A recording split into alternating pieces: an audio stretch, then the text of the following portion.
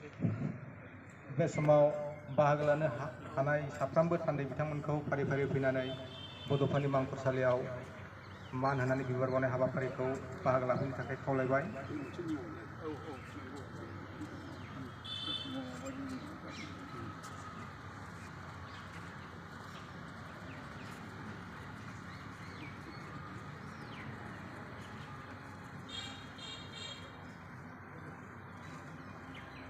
लोगोसेनो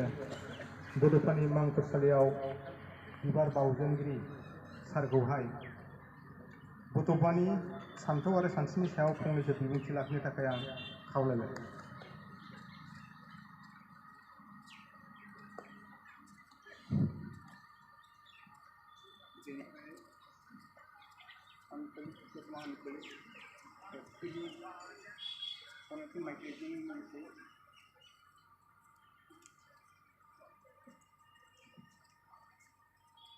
बड'फा उपेन्द्रनाथ ब्रह्मनि जे मंखरसालि बेवहाय बिबार बावजेननाय हिसाबै बावजेनगिरि हिसाबै आंखौ हांख्रायहरनानै आंनि गावजों गाव गोसोनाय गोसोआव खोब मोजां गोग्गानाय मोनदों। बेयाव बाहागो लाफैनो हानाय दतमा आन्चलिक एबसुनि दैदेनगिरि बिथांमोन आरो बेवहाय नुजाफैनाय गासिबो जोंनि दतमा आन्चलिक ओनसोलनि दैदेनगिरि गासिबो बिथांमोन आरो लोगोसे बेवहाय थान्दै महरै नुजाफैनाय जोंनिनो दतमा ओनसोलनि सिङाव थानाय बेंगलाव थानाय जेसेबां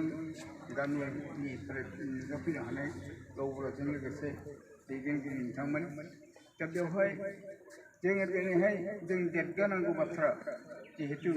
उपेन्द्रनाथ ब्रह्मआ जोंखौ जे दैदेनदों आबसुनि रुप लानानै जे दैदेनदों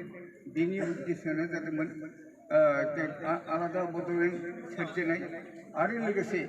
बर' माहारिखौ बर' जाथि माहारिखौ मोनसे बिश्व जगताव सिनायथि होनाय मोनसे गेरेमसा मोनसे हारि माहारि खालामनाय। दा बेबादि खालामनानै बिथाङा समग्र बर' जातिनि जेसेबां सात्रफोर दङ बे सात्रफोरखौ लानानै बिथाङा जे माबादों आन्दलन खालामनानै बिथाङानो प्रथम गिबि जे माने स्लगान होदों जे आसाम 50-50 डिभाइड आसाम 50-50 बेनो बिथांनि स्ट्रं डिटारमिनेसन बे स्ट्रं डिटारमिनेसनखौ बहाय माबानाय जाहैदों खिन्थानाय जाहैदों बेनि जे स्ट्रं डिटारमिनेसन बियो बहायनो प्रकाश जादों। दा बिनि दैदेननाय बिनि माबायानो महर जे सिन्था बे सिन्थायानो जादों जोंनो हादोर नांगौ मोनसे जोंनो थांनानै थानायनि थाखाय हादोर नांगौ आरो जे हादोराव खालि बर'फोरजों लोगोसे जेसेबां जाथि माहारिफोर दं आसामाव निगादियै थांनानै थानाय। दा बेबायदि हिसाबै बिथाङा बुंदों बिथांनि जे भइस बिथांनि भइसआनो बुंदों मा लिभ एन्ड लेट लिभ थांनानै था आरो थांनानै था। मानसिफ्रा थांनानै थानाय अधिकारा प्रत्येकनो दङ आरो बे अधिकारखौ जाहाथे दस्रा गुबुन हारि माहारिफ्रा जाहाथे खर्ब खालामा बेखौनो बिथाङा जोंनि सिगाङाव फोसावदों। समग्र जोंनि बर' जातिखौ फोजाखांदों आरो बिथांनि फोजाखांनायावनो दा दिनैसिमाव जे बिटिसि बिएससिनिफ्राय बिटिसिनिफ्राय बिटिआरनि रुपाव नुजाफैबाय आरो असिरे जों आसा खालामो प्रत्येकआनो जों आसा खालामो दा माने जोंनि बे जे माने बिथांनि जे सिमां आलादा हादोर आलादा बड'लेण्ड हादोरा असिरैनो जागोन होननानै जों आसा खालामो आरो जोङो मोन्दांथिखौ जों मिथिखानाय जाहैबाय। दा बेबायदि हिसाबै बिथांनि जे उद्देश्य आरो बिथांनि जे निथि बे आदर्शखौ लोब्बा लानानै जोङो जाहाथे थांनानै थायो एकत्र जायो बेबायदि हिसाबैनो आङो दिनैहाय बिथांनि मंखरसालियाव बिबार बावजेनगिरि हिसाबै आं बयखौबो खावलायो। दा दिनैहाय बिथांनि जे माने आदर्श बे आदर्शखौ मिथिनानैनो नुनानैनो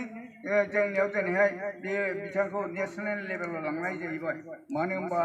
बेखौ बिथांनि जे माने मा होनो बिथांखौ मानिनो थाखायनो माने स्टुडेन्ट डे होननानै बिनि थैनायनि जे माने सान बेखौ स्टुडेन्टस डे होननानै फालिनाय जाहैबाय नेशनेल लेभेलाव आं होनदों बेखौनो जाहाथे जेनेबा जोंनाव जवाहरलाल नेहरू बिथां थैनायनि सानखौ जोंहा मा होनो चिल्ड्रेन्स डे होनो आरो थिग बिब्दिनो बे जोंनाव माबायाव शिक्षक दिबस जेरै राधाकृष्ण मेनन बिथांनि जे जन्मदिन बेखौ शिक्षक दिबस हिसाबै फालिनाय होयो दा बेबायदि हिसाबै खुब बाख्नायथाव जोंनियाव आसामनि जे गिबि मन्थ्रि दानि